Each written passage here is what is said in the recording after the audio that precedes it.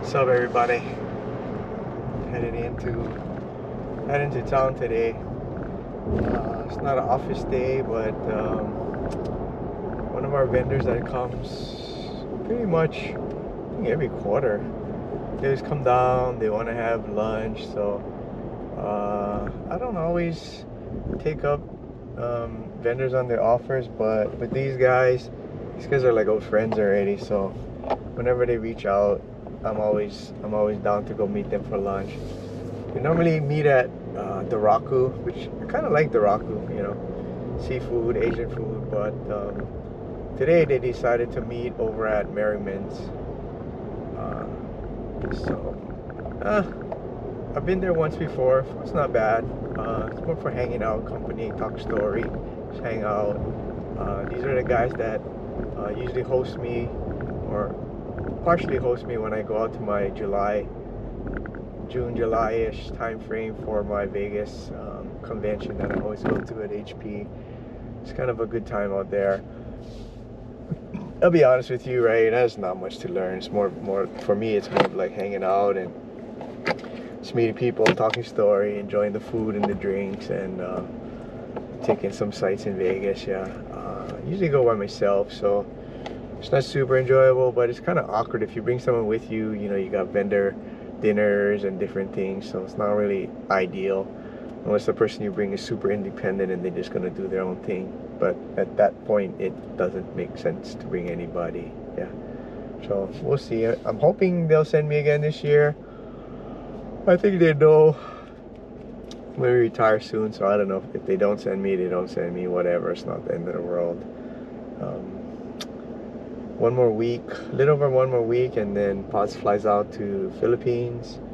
I think it's gonna be nice for her. She can get some closure. Some of the things that has been going on. I think it'll be good for her to, see some of her family, people out there. Can maybe clear her mind. I know work's been kind of getting to her lately. I don't blame her. It's kind of a hectic situation for her, but she's tough. She hangs it out. She hangs in there. She does, whatever's needed. So she works hard. I think I don't tell her enough that I appreciate all the things she does for the family. So our jiu-jitsu is coming along quite well. I'm very pleased with this past weekend. We had the Triple Crown tournament, one of the two tournaments they have out here. They used to have Fuji, but I heard rumblings that they don't want to do jiu-jitsu tournaments anymore, which is it's kind of unfortunate. That tournament was very well run, but they just couldn't get traction, I guess. It seemed like Triple Crown would always try to compete and schedule their stuff at the same time, so that kind of made it harder to attract enough athletes.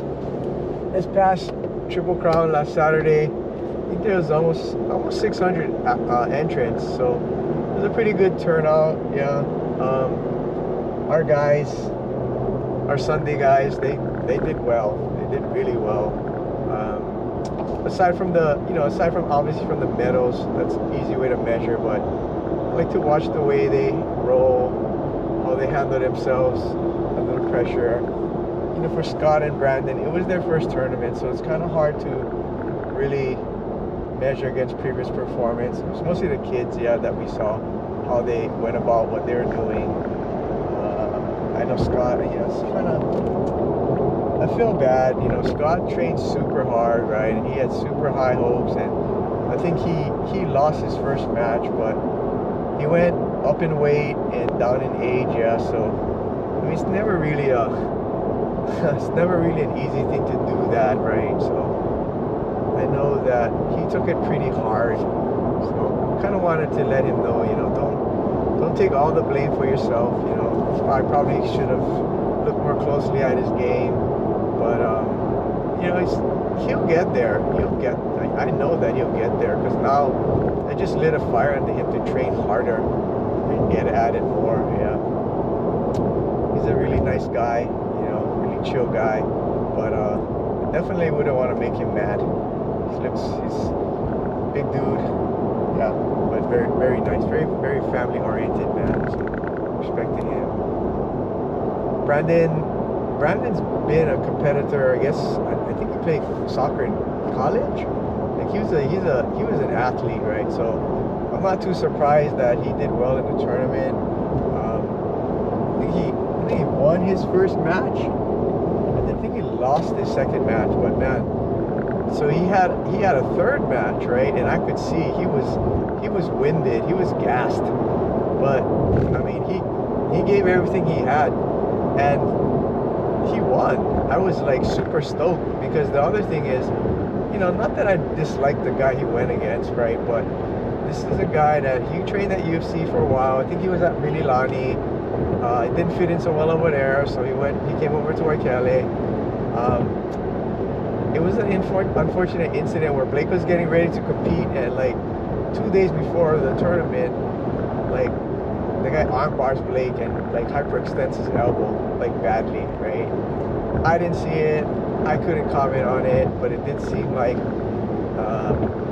it seems suspicious, right? But gotta give guys benefit of the doubt, right? So we started teaming up with Eric on this We Defy effort, which I can really appreciate that.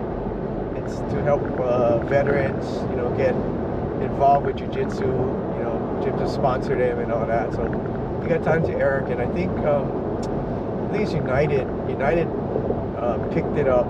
So they've been a kind of a big proponent of it, and I guess James decided to join United because he was repping their gi, he's wearing their gi.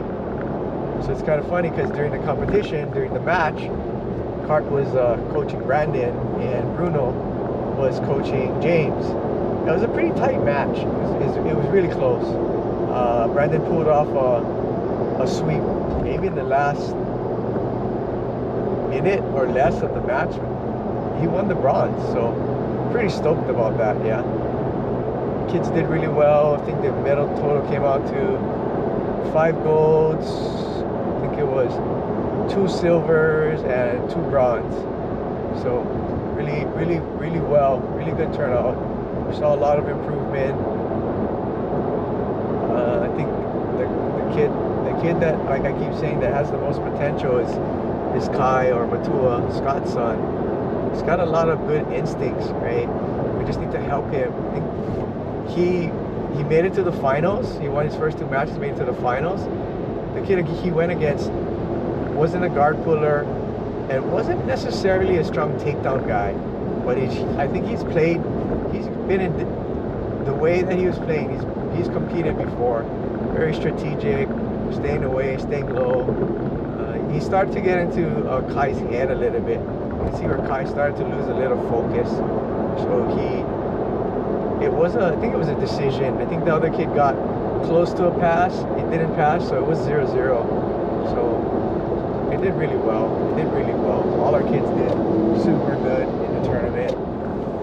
We got footage of it, so Kurt and I kind of watched most of the matches. I think there's a few more we need to watch, so we can give input to the kids and work with them to, you know, brush up on some of the areas that they need working on. You know, like you say, even when you win, there's still things to work on. Yeah, you could have done it better, faster, you know, in different ways, right? So I'm excited for our Sunday session.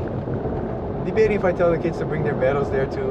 We took a picture after Monday night's class, because I did tell the kids to bring the medals to class, and that was pretty exciting.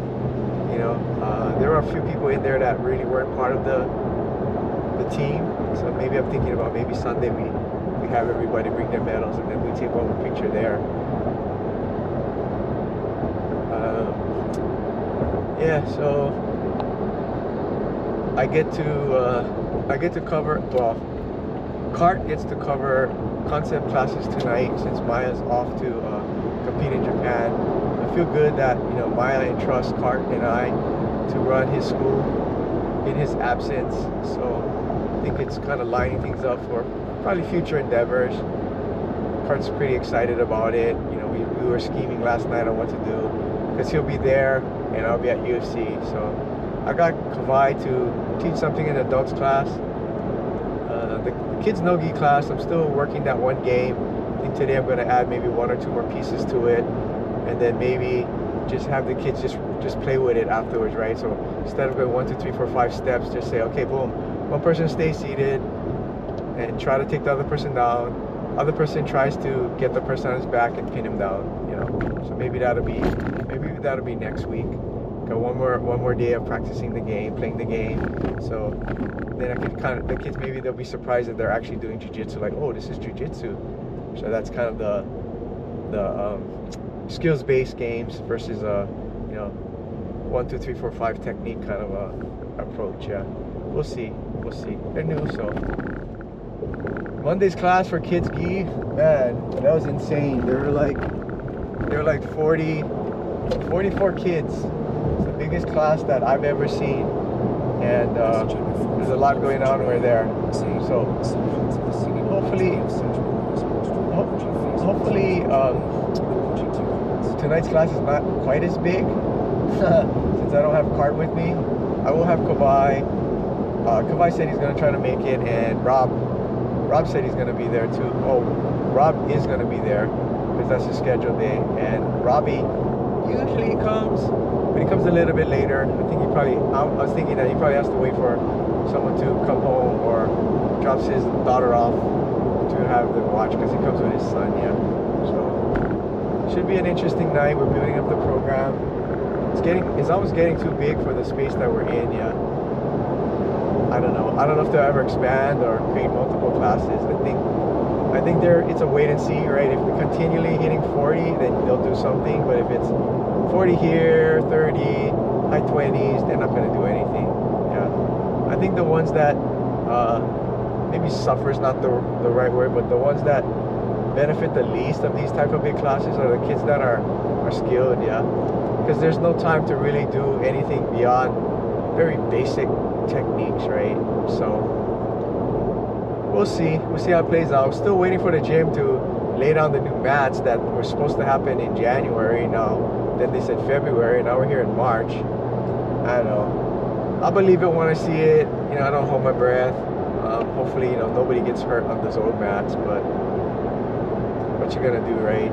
Corporate gym, corporate policy, they're gonna do what they gotta do. So thinking that Sunday I'm trying to recruit maybe 2 more kids, and then that'll tap it out. Yeah, possibly some adults, but they'll have to either fit in the mode of the very beginner types, or someone who's a little bit more advanced, not super advanced. Yeah, so we'll see how much we get turning out this Sunday. So those first 2 sessions are always guaranteed, right? Scott and his kids, Brandon and his kids, and Ryan and his kids. Yeah, that's solid. I'm trying to recruit maybe 1, maybe 2 more kids that we saw at the tournament that we know the families. But we'll see how it plays out. You know, I don't want it to get too big where now it's not as personalized. Right now it's like, I want the kids and the parents to feel the value that we're bringing, right? I know that they saw it at the tournament, but we're starting to get to the point where some of them need a little bit more specialized focus, more directed attention.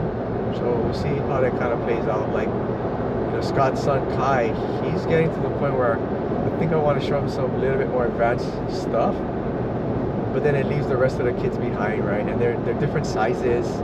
So we'll see how it plays out. This Sunday we'll go through it, and then I may need to talk to the parents, mostly Scott and Brandon, about what their thoughts would be and how we progress. Yeah, I don't want to expand it too much more.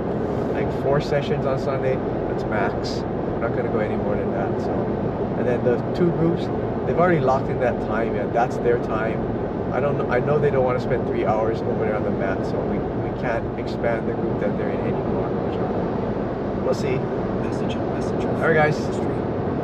Thanks for listening to my rant. I'll catch you guys on the next one.